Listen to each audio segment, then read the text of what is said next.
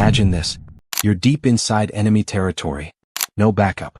No radio signal. No food. No water. Just a gun with half a magazine. You're bleeding. You're cold. You're hunted. And yet, you keep moving. Because if you stop, you die. This isn't a movie. This isn't a legend. This is a true story. A story of one man who was supposed to be dead. A soldier left behind in the middle of war. And what he did next shocked the world. He was outnumbered and completely alone, but he didn't surrender. He didn't run. Instead, he fought. For 47 days straight. And when they finally found him, what they discovered was more than just survival. It was something far more terrifying and heroic. This is the story of the soldier who fought alone. His name was Private First Class Marcus Wren, a 24-year-old soldier stationed in Southeast Asia during one of the bloodiest conflicts in recent history. He wasn't a superhero. He wasn't the strongest or fastest. In fact, he was quiet, kept to himself. A farm boy from Ohio who joined the army because he wanted to make a difference.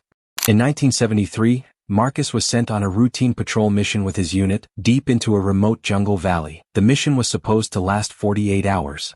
But only 10 hours in, everything went wrong. A surprise ambush. Gunfire from the trees. Explosions lighting up the sky. Half his team was wiped out in the first 2 minutes. The rest scattered, retreating into the thick jungle, trying to survive. Marcus, he was hit. A grenade exploded nearby. Shrapnel sliced through his leg. He blacked out behind a fallen tree. When he woke up, it was night.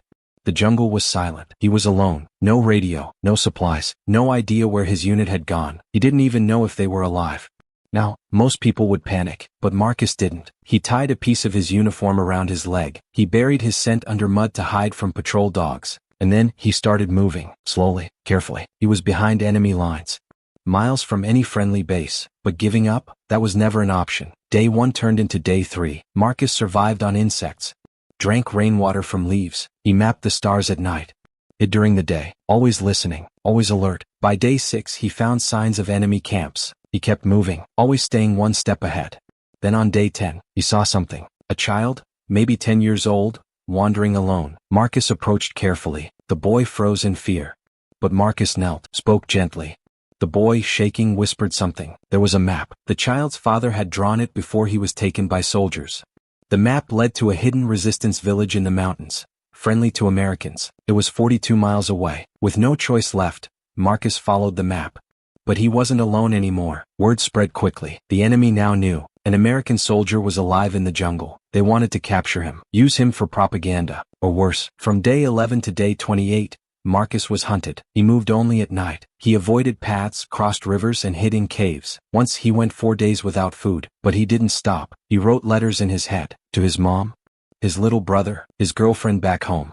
He told himself stories. He remembered his dog. He remembered the sound of his dad's voice. That kept him sane. Then day 30, he stumbled across a small farm. The farmer saw him, skinny, covered in dirt, eyes wild.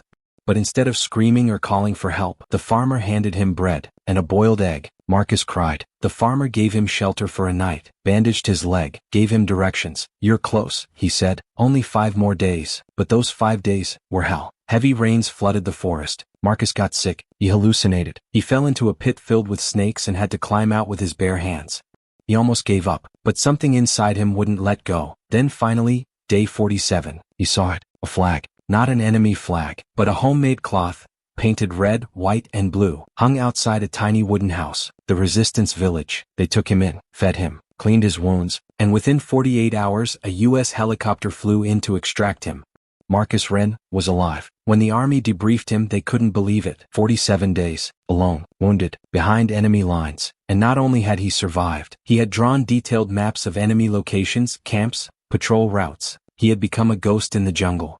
Watching, learning, surviving. He received the Silver Star for bravery.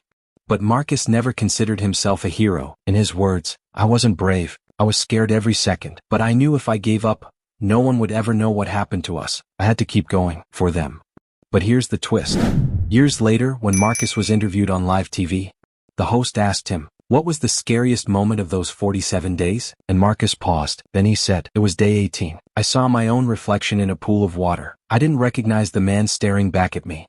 I realized I wasn't just fighting the enemy, I was fighting the part of me that wanted to die. Sometimes the greatest battles aren't fought with guns. They're fought in the mind, in the heart, in the will to keep going, when everything says stop. Marcus Ren showed us that being a hero isn't about strength or size. It's about choosing to stand up even when you're standing alone. So ask yourself, what would you do if the world turned its back on you? Would you fight? Would you survive? Or would you fade away? Let Marcus remind you, even when no one believes in you, even when you're lost, there is always a way out. There is always a reason to keep going. You just have to find it. The Soldier Who Fought Alone. A true story of courage, grit, and survival. If this story moved you, hit subscribe and turn on notifications. We've got more powerful, true stories coming your way every week. And don't forget to comment below.